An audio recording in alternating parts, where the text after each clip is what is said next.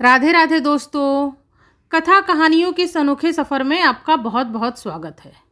दोस्तों, आज की कहानी 7 भाई और एक बहन की है। कहानी सच्ची घटना पर आधारित है। कहानी को पूरा सुनिएगा। अगर कहानी पसंद आती है तो इस वीडियो को लाइक करके मेरे चैनल को सब्सक्राइब कर लीजिएगा। तो चलिए सुनते हैं आज की कहानी। बात बहुत पुराने समय की है। एक आदिवासी गांव में एक परिवार रहता था। उस परिवार में 7 लड़के और एक लड़की थी। माता पिता की जल्दी ही मृत्यु हो गई थी, तो बच्चों ने भी जल्दी ही अपना काम धाम सीख लिया था। माता पिता के गुजर जाने के बाद शुरुआत के दिनों में उन सबको अपना गुजारा चलाने में परेशानी तो हुई, लेकिन जैसे जैसे समय बीता सब ठीक होने लगा। उस समय के समाज के अनुसार परिवार के पुरुषों का काम जंगली जानवरों का शिकार करना और महिलाओं का काम बस घर संभालना होता था।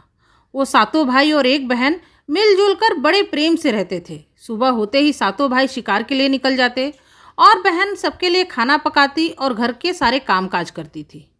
भाई जब जंगल से आते तो साथ में बड़े बड़े जानवर और पक्षी आदि का शिकार करके लाते। बहन उनके लाए शिकार को बड़े चाव से पकाती और सब मिलकर एक साथ भोजन करके तृप्ति का अनुभव करते। ऐसे ही दिन बीतने लगे। एक दिन की बात है, 7 भाई शिकार के लिए जंगल गए थे। शाम होने वाली थी और बहन सबके लिए खाना बना रही थी। जब वह सब्जी बनाने के लिए हरी साग काट रही थी तो चाकू की तेज धार से उसकी एक उंगली कट गई। कटी उंगली से खून की धार बहने लगी। बहन ने सोचा कि यदि उसके भाइयों ने कटी हुई उंगली को देखा तो बड़े दुखी हो जाएंगे और बेवजह परेशान भी होंगी। नहीं, मुझे यह बात उन्हें नहीं बतानी चाहिए। उसने अपनी उंगली के बहते खून को अपने दुपट्टे से पोंछना चाहा। फिर उसे लगा नहीं, यहाँ तो उसके भाई देख लेंगे। फिर उसने दीवार में पोंछना चाहा तो उसे फिर लगा यहाँ तो खून और अच्छे से दिखाई देगा, जिससे उसके भाइयों की नज़र पहले ही पड़ जाएगी। अब वो परेशान हो इधर उधर घूमने लगी। उसे ऐसी कोई जगह ही नहीं मिली जहाँ वो अपने बहते खून को पोंछे और उसके भाइयों की नज़र भी उस जगह न पड़े। अंत में कोई दूसरा उपाय न मिलने पर उसने उसी साग से अपने बहते खून को पोंछ लिया जिसकी सब्जी वो बनाने वाली थी। शाम को उसके भाई जंगल से वापस आए तो बहन ने उन लोगों को खाना परोसा। आज का साग 7 भाइयों को बहुत ही स्वादिष्ट लगा। 7 भाई अपनी उंगलियां चाटते रह गए और अपनी बहन की खाना बनाने की कला की खूब तारीफ की। अपने भाइयों से अपनी तारीफ सुनकर बहन भी फूली न समाई। फिर दिन भर के थके होने के कारण 7 भाई जल्दी ही सो गए। अगले दिन सुबह सुबह रोज की तरह खा पीकर 7 भाई जंगल की ओर निकल पड़े। जब 7 भाई शिकार खोजते खोजते थक गए तो 7 भाई एक पेड़ की छाया में बैठकर आराम करने लगे। बातों ही बातों में पिछली रात के भोजन में बहन द्वारा बनाई गई साग की चर्चा होने लगी। सबने कहा कि इतनी स्वादिष्ट साग की सब्जी आज से पहले कभी नहीं खाई थी। 7 ने तय किया कि आज घर जाकर इसके बारे में अपनी बहन से जरूर पूछेंगे कि आखिर उसने साग में ऐसा क्या डाला था जिससे वो साग इतनी स्वादिष्ट बन गई। शाम को 7 भाई घर पहुँचे। खाना खाते समय फिर से अपनी बहन की पाक कला की तारीफ करते हुए पूछा कि प्यारी बहन, कल रात के साग में तुमने क्या डाला था जिससे वो साग इतनी स्वादिष्ट बन गई। बहन उन्हें बताना नहीं चाहती थी। उसने सोचा कि अगर उसके भाइयों को पता चला कि उसकी उंगली कट गई है तो सभी भाई बहुत दुखी होंगे और परेशान होंगे। इसलिए उसने टालते हुए कहा, कुछ भी तो नहीं भैया। लेकिन उसके भाई उससे बार बार पूछने लगे। सबसे बड़े भाई ने कहा, मेरी प्यारी बहना, तुम्हें बताना ही पड़ेगा। मैं जानना चाहता हूँ कि हमारी बहन ने इतना स्वादिष्ट साग आखिर कैसे बनाया। तुम्हें मेरी कसम, तुम्हें बताना ही पड़ेगा। सबसे बड़े भाई का सब सम्मान करते थे। ऊपर से बड़े भाई ने उसे अपनी कसम भी दे दी तो बहन को सच बोलना ही पड़ा। उसने धीरे धीरे अपनी सारी बातें बताते हुए कहा कि बस इतना सा ही अपना खून मिला दिया था, ज़्यादा कुछ नहीं। बहन की बातों को सुनकर 6 भाइयों के मन में कुटिल ख्याल आता है। वो सोचने लगे कि जब इसके खून की चंद बूंदें इतनी स्वादिष्ट है तो इसका मांस कितना स्वादिष्ट होगा। रात के खाने के बाद 7 सोने के लिए चले गए। 7 भाइयों में फिर से उसी बात की चर्चा शुरू हो गई। बड़े भाई ने बड़ी ही निर्दयता से कहा कि सोचो जरा, जिसके खून की कुछ बूंदें इतनी स्वादिष्ट है तो उसके शरीर के मांस में कितना स्वाद होगा। बाकी भाइयों ने भी बड़े भाई की हाँ में हाँ मिला दी। अगली सुबह शिकार पर जाते समय 7 भाइयों ने योजना बनाई कि वो अपनी बहन को मारकर उसके शरीर का मांस पकाएंगे जो बहुत स्वादिष्ट होगा और उसको खाकर तृप्त हो जाएंगे। सबसे छोटे भाई को उनकी ये योजना बिल्कुल भी सही नहीं लगी। वह अपनी बहन से बहुत प्रेम करता था। अपनी प्यारी बहन की जान बचाने के लिए वह व्याकुल हो उठा, पर वह खुलकर विरोध भी नहीं कर सकता था, क्योंकि उसके 6 भाई जब उसकी बहन को मार कर खाने की योजना बना सकते थे तो उसे भी मार ही देंगे। शिकार के बाद सभी भाइयों ने मिलकर एक टीले पर बांस के फलटों का एक मचान बना दिया। उन्होंने सोचा कि बहन को बहला फुसला कर यहाँ लाएंगे और तीर मारकर हत्या कर देंगे और उसके स्वादिष्ट मांस को पकाकर मज़े से खाएंगे। अगले दिन बड़े भाई ने अपनी बहन से कहा, मेरी प्यारी बहन, अब तुम बड़ी हो गई हो और शादी के लायक भी। मैंने तुम्हारे लिए एक सुंदर सा दूल्हा पसंद कर लिया है और आज हम सब उसका घर परिवार देखने जाएंगे। तुम्हें भी सज संवर कर हमारे साथ चलना होगा ताकि तुम भी अपने होने वाले दूल्हे और ससुराल को पसंद कर सको।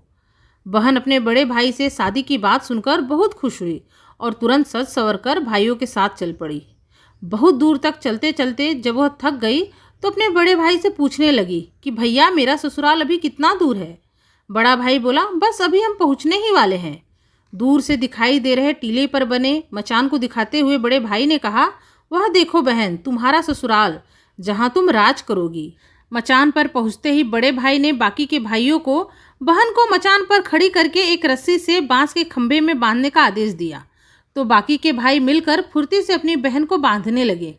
अब बहन तो असहाय थी। अपने सभी भाइयों को अपने हत्यारे के रूप में देखकर बहन का हृदय कांपने लगा।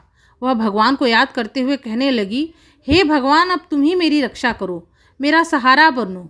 मेरे अपने 7 भाई ही मेरी हत्या करना चाहते हैं। इन 7 में से एक भी ऐसा नहीं जिसके हृदय में मेरे लिए दया और प्रेम हो। मेरी सहायता करो भगवान। अपनी बहन की बातों को सुनकर सबसे छोटा भाई भावुक हो गया। बहन की पुकार पर वह तड़प कर रह गया, पर 6 भाइयों से विवाद का साहस न बटोर पाया। बहन को निर्दयता से बांधने के बाद बड़े भाई ने सबको बारी बारी से बहन पर तीर से निशाना लगाने का आदेश दिया। सबसे पहले बड़ा भाई हाथ में तीर धनुष लेकर अपनी बहन को मारने के लिए तैयार हुआ। तब बहन भाई के सामने अपने हाथ जोड़कर करुण स्वर में गाने लगी, छाती में लक्ष्य करके भैया, छाती में लक्ष्य करके, तुम्हारा तीर जंगल में जाएगा भैया, मारो भैया मारो, छाती में लक्ष्य करके। पर बड़े भाई ने निर्दयता दिखाते हुए तीर चला दिया, पर उसका निशाना चूक गया। उसके बाद दूसरा भाई तीर मारने को तैयार हुआ तो बहन ने उसके आगे भी हाथ जोड़कर करुण स्वर में विनती की, पर दूसरे भाई ने भी तीर चला दिया, पर उसका भी निशाना चूक गया। इसी तरह 6 भाइयों ने बारी बारी बहन की छाती पर निशाना लगाकर तीर से बहन को मारने की कोशिश की और बहन हर बार वही गीत दोहराकर उनसे विनती करती रही और 6 भाई निशाना लगाने में असफल रहे। अब 7वें भाई की बारी आई तो बाकी के 6 भाई उससे कहने लगे कि पूरी ताकत लगाकर तीर चलाना, बहन को एक बार में ही ख़त्म करना है। अगर तुम्हारा निशाना चूक गया तो तुम भी जिंदा नहीं बचोगे। हम सब मिलकर पहले तुम्हें ही मार डालेंगे। अब जब बहन ने अपने छोटे भाई की जान खतरे में पड़ते देखा तो अपनी जान न्यौछावर करके उसे बचाने का निश्चय किया। वह भगवान से प्रार्थना करने लगी कि हे भगवान, मेरे छोटे भाई का तीर मेरी छाती को भेदने में सफल हो जाए। फिर बहन अपने करुण स्वर में फिर से गीत गाने लगी कि मारो भैया मारो, छाती में लक्ष्य करके भैया, छाती में लक्ष्य करके, तेरा तीर मेरी छाती को भेद जाए भैया, मारो भैया मारो।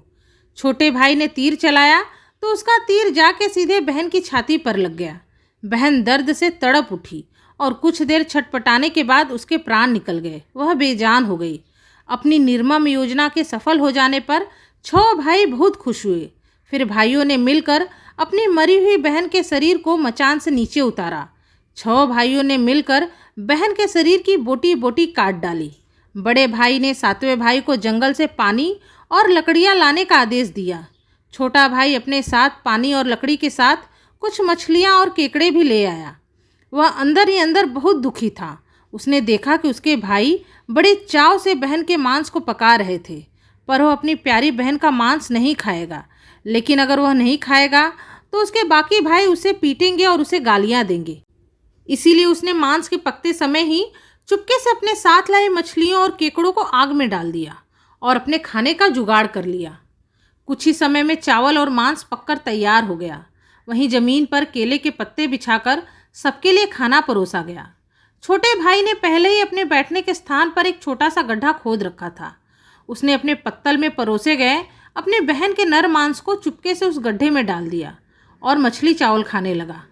जब उसके अन्य भाई बहन की हड्डियों को चबाने लगे तो वह भी केकड़े को चबाने लगा। जब 6 भाई बहन के शरीर के स्वादिष्ट मांस से अपना पेट भरकर तृप्त हो गए तो बड़े भाई ने 7वें भाई को सबका जूठा साफ करने के लिए कहा। उसने बहन की बची खुची हड्डियां और शरीर के अन्य भाग जैसे सिर, नाखून, बाल, पंजे आदि को इकट्ठा करके उसी गड्ढे में डाल दिया और ऊपर से मिट्टी से ढक दिया।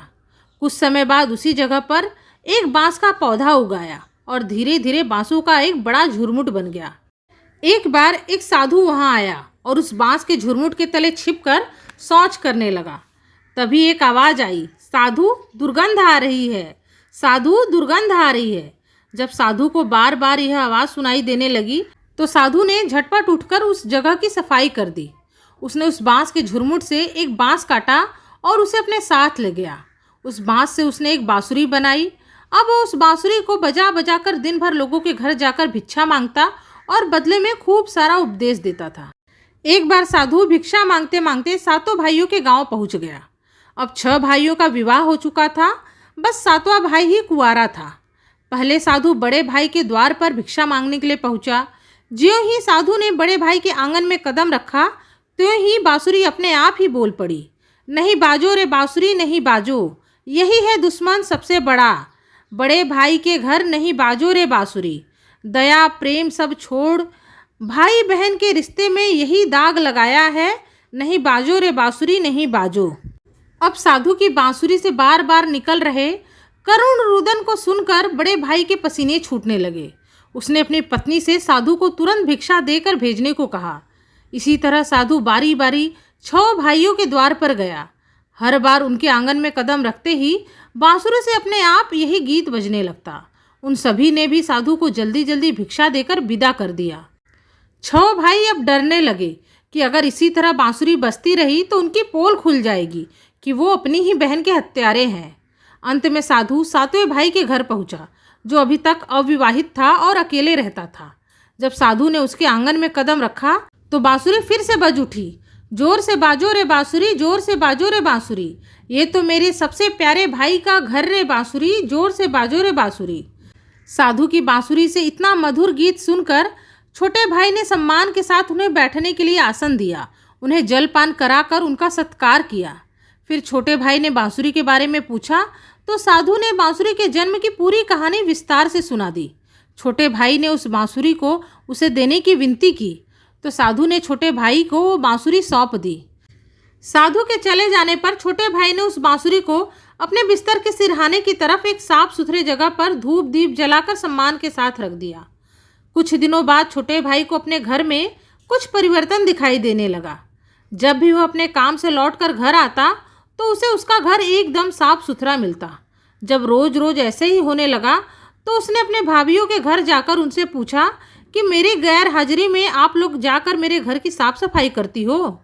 सभी ने जवाब दिया कि हमें अपने घर के कामकाज से फुर्सत ही नहीं मिलती, तो तुम्हारा घर कहाँ से साफ करेंगे। फिर छोटे भाई ने सोचा कि आज वो अपने घर में छुपकर देखेगा कि उसके घर की साफ सफाई कौन करता है। वह घर के एक कोने में छुप गया। जब घर सुनसान हो गया तो उसी बांसुरी से उसकी बहन के जैसे दिखने वाली एक लड़की की परछाई निकली और घर का सारा कामकाज करके फिर उसी बांसुरी में समा गई। छोटे भाई ने यह बात अपनी भाभी को बताई तो बड़ी भाभी ने उससे कहा कि अगले दिन जैसे ही वो लड़की उस बांसुरी से बाहर निकलेगी तुम उस बांसुरी को तुरंत आग में झोंक देना, फिर उसके ऊपर तुलसी जल छिड़क देना, फिर देखना क्या होता है। दूसरे दिन छोटे भाई ने बड़ी भाभी के कहे अनुसार ही काम किया। उसने लड़की के निकलते ही उस बांसुरी को आग में डाल दिया और उस लड़की पर पवित्र तुलसी जल का छिड़काव किया। तुलसी जल के स्पर्श से ही वो परछाई मानव रूप में आ गई। तब भाई ने देखा कि ये तो उसकी अपनी प्यारी बहन है। उसने खुश होकर अपनी बहन को गले से लगा लिया। उसके बाद दोनों भाई बहन मिलजुल कर बड़े प्रेम से अपना जीवन व्यतीत करने लगे। तो दोस्तों, यह थी आज की कहानी। उम्मीद है आप लोगों को आज की कहानी जरूर पसंद आई होगी। अगर पसंद आई है तो इस वीडियो को लाइक करके मेरे चैनल को सब्सक्राइब कर लीजिएगा। आपसे मिलूंगी अपने नए वीडियो में एक नई कथा कहानी के साथ। तब तक के लिए राधे राधे, धन्यवाद।